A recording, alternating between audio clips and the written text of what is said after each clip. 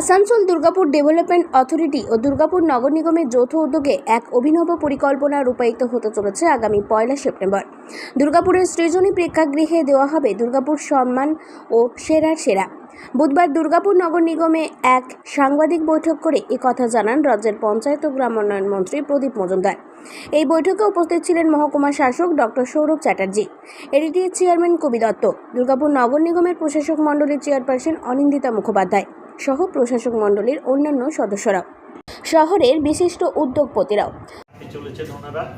ওনাদের প্রচেষ্টা, উদ্যোগে এবং আমাদের সর্বসময়ের সাথী যত শিল্পপতি, এখানে স্বাস্থ্য পরিষেবা দেওয়ার এন্টারপ্রেনার্স যারা আছেন, তাদের সকলের সহায়তায় এখানে বিশিষ্ট জনেদের এবং কৃতি সম্ভাবনাময় ছাত্র, শিল্পী, ক্রীড়াবিদ, তাদের সকলকে মানে তাদের ভেতর থেকে বেছে বেছে প্রতি বছর কয়েকজনকে স্বীকৃতি দেওয়া হবে, সম্বর্ধিত করা হবে এবং যারা অভাবী ঘরের এই ধরনের সম্ভাবনাময় ছাত্র ছাত্রী, শিল্পী, ক্রীড়াবিদ, তাদের কিছু সহায়তা দেওয়া হবে।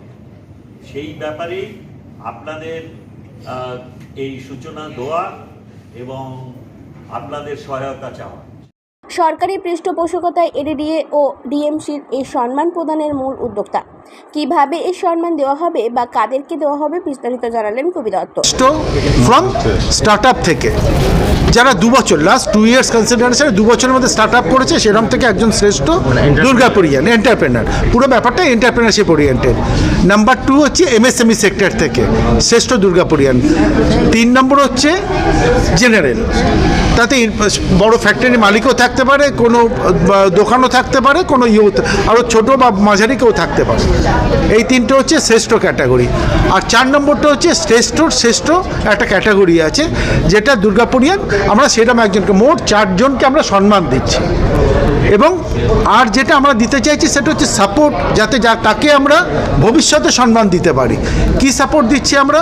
খেলাধুলো বা পড়াশোনা, কোনো সেক্টরে যদি কোনো এরকম প্রমিজিং আনপ্রিভিলেজড ছেলে বা মেয়ে থাকে, হোয়াট এভার দ্য সেক্টর, আবার বলি পড়াশোনার ক্ষেত্রে এটা for higher studies, not below 12 বা নট বিলো 11, অ্যাটলিস্ট মানে আমরা নার্সিং, মেডিকেল, ইঞ্জিনিয়ারিং বা এই টাইপের বা এই জাতীয়, যাতে সে জীবনে প্রতিষ্ঠা পেতে পারবে এবং আমাদেরকে নাম রোশন করতে পারবে, পরিষ্কার করে বলছি দুর্গাপুরকে গর্বিত করতে পারবে। ঠিক আছে, খুব সাধারণভাবে না, সেই রকম আমরা ছেলে মেয়ে খুঁজছি। এবং পড়াশোনা, খেলাধুলোতেও ঠিক উল্টো। খেলাধুলোতে আমরা চাইবো খুব কম বয়সে যার প্রমিজিং আছে, সাপোর্ট আর্চারি হোক, স্প্রিন্টার হোক, কোনো গ্রুপ ধরো মেয়েদের ফুটবল হোক বা কোনো এনি সর্ট অফ গেমস, যাতে ভবিষ্যতে দুর্গাপুর গর্বিত হবে তাকে বা তাদেরকে নিয়ে। সেরাটা হচ্ছে দুর্গাপুরের সবার নিজের মধ্যে যে দুর্গাপুরিয়ান ধরো আজকের দিন অনেক বিখ্যাত, যার জন্য আমরা গর্বিত, সবাই গর্বিত, সেরকম একজনকে আমরা চাইবো দিতে বছরে একবার। কারা বিচারকের ভূমিকায় থাকবেন বা কিভাবে বিচারক মণ্ডলী গঠন হয়েছে সেটা জানালেন নগর নিগমের প্রশাসক মণ্ডলীর চেয়ারপারসন অনিন্দিতা মুখোপাধ্যায়।